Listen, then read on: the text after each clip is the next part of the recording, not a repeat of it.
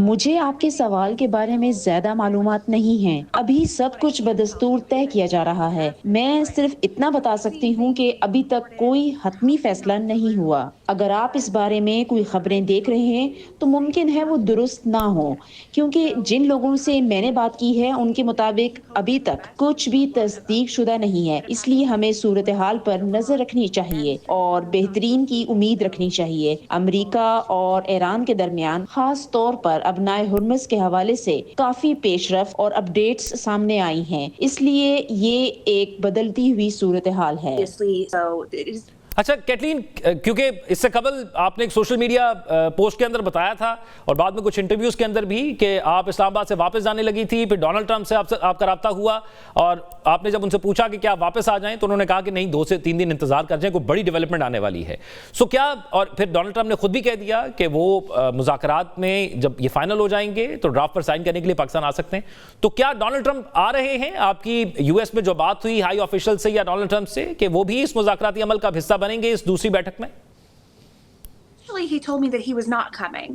ابتدا میں انہوں نے مجھے بتایا کہ وہ نہیں آ رہے، پھر چند دن بعد انہوں نے وائٹ ہاؤس میں صحافیوں سے کہا کہ اگر دستخط کے لیے کوئی معاہدہ تیار ہوا تو وہ آنے کے لیے تیار ہیں۔ یہی بات یہاں یاد رکھنے کی سب سے اہم چیز ہے۔ جیسا کہ میں کئی بار کہہ چکی ہوں، ابھی تک کوئی معاہدہ نہیں ہوا، واقعی ابھی کوئی ڈیل موجود نہیں ہے، اس لیے صدر خود یہاں آ کر براہ راست مذاکرات نہیں کریں گے، انہیں اپنے نمائندوں کو مذاکرات کے لیے بھیجنا ہوگا۔ وہ اس صورت میں آنے کے لیے تیار ہیں جب کوئی معاہدہ طے ہو جائے اور دستخط کے لیے تیار ہو، اور جب ایسا ہوتا ہے تو ممکن ہے کہ امریکہ کے صدر۔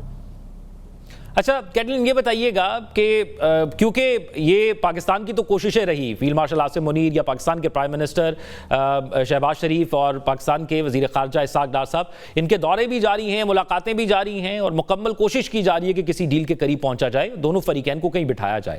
ماضی کے اندر ایک مسٹرسٹ موجود ہے یو ایس اور ایران کے درمیان، اور سب سے اہم معاملہ یورینیم انرچمنٹ کا بھی ہے اور ٹرسٹ کا بھی ہے، تو آپ کیا سمجھتی ہیں کہ اس بار جو معاہدہ ہونے جا رہا ہے یہ ماضی سے کس طرح مختلف ہے؟ جو ہے وہ پریزیڈنٹ اوباما کے دور کی اگر بات کر لی جائے، مثال لے لی جائے، اور کیا اس کی گارنٹی ہوگی کہ یہ زیادہ عرصے تک رہے گا قائم؟ جو بات چیت دونوں ممالک کے درمیان ہوگی وہ قائم رہے گی معاہدے کی؟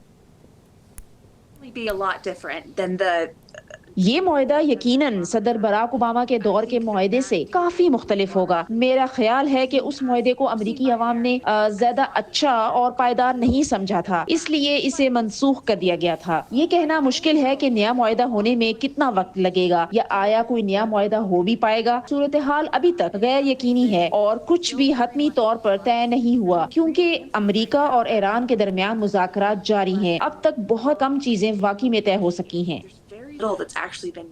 اچھا کیٹلین، ایک بات جو بہت زیادہ ڈسکس ہو رہی ہے وہ یہ ہے کہ یہ جو وار تھی یہ تو اسرائیل کی وار تھی اور اس کو انگیج یو ایس کو کیا گیا، اور پھر اس پر بہت زیادہ بات یہ بھی ہوئی کہ دونوں کے تعلقات کے اندر شاید جو ہے وہ دوریاں قائم ہوتی بھی نظر آ رہی ہیں، جیسے سینٹ کے اندر یا مختلف جگہ جو قراردادیں پیش ہوئی اسرائیل کے خلاف، یقینی طور پر وہ کامیاب تو نہیں ہوئی لیکن قرارداد پیش ہونا ایک بڑی خبر تھی، اور پھر یہ بھی کہا گیا کہ مس لیڈ کیا گیا نیتن یاہو کی جانب سے امریکہ کو اور اس وار کے اندر انگیج کر دیا گیا۔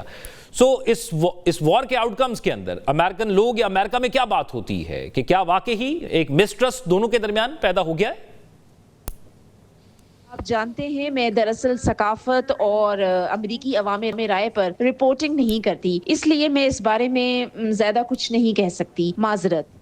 اور اس صورتحال کے اندر یہ بتائیے گا کہ ہم نے دیکھا کہ ڈونلڈ ٹرمپ صاحب بہت ایکٹیو ہوتے ہیں، وہ ہر وقت کہیں نہ کہیں کسی کو آڈیو پیپر یا ویڈیو انٹرویوز کے اندر ہوتے ہیں، سوشل میڈیا پر انگیج ہوتے ہیں اور مختلف پریس کانفرنسز کے اندر ہوتے ہیں اور ہر جگہ جواب دے رہے ہوتے ہیں، تو کیسے وہ یہ مینیج کر پاتے ہیں؟ ایک ورلڈ سپر پاور کا لیڈر، وہ ہر وقت اتنا سوشل میڈیا پر انگیج، کیا کوئی ایڈوائس ان کو اس طرح کی جاتی ہے یا جو ان کے دل میں آتا ہے وہ لکھ دیتے ہیں اس کے نتائج جانے بغیر؟ وہ اپنی مرضی سے فیصلے کرنے والے شخص ہیں۔ میرا خیال ہے کہ پہلی حکومت کے دوران ہم نے کافی سنا کہ لوگ انہیں قابو میں رکھنے، کنٹرول کرنے یا یہ بتانے کی کوشش کرتے تھے کہ انہیں کیا کرنا چاہیے، لیکن اس حکومت میں ایسا نظر نہیں آتا۔ ہمارے پاس ایک بہترین چیف آف سٹاف سوزی وائلز ہیں جو اس بار ان کے ساتھ کافی کامیاب رہی ہیں۔ وہ زیادہ تر انہیں خود فیصلے کرنے کی اجازت دیتی ہیں، ان کی حوصلہ افزائی کرتی ہیں، اور یہ بات ان کے انداز گفتگو اور فون اٹھانے کے طریقے سے بھی ظاہر ہوتی ہے۔ یہ یہ حقیقت کہ وہ خود اپنی بات کرنے کے قابل ہیں نہ صرف ان کے بارے میں بہت کچھ بتاتی ہے بلکہ امریکی سیاست کی نوعیت اور امریکہ میں آزادی اظہار رائے کے بارے میں بہت کچھ واضح کرتی ہے۔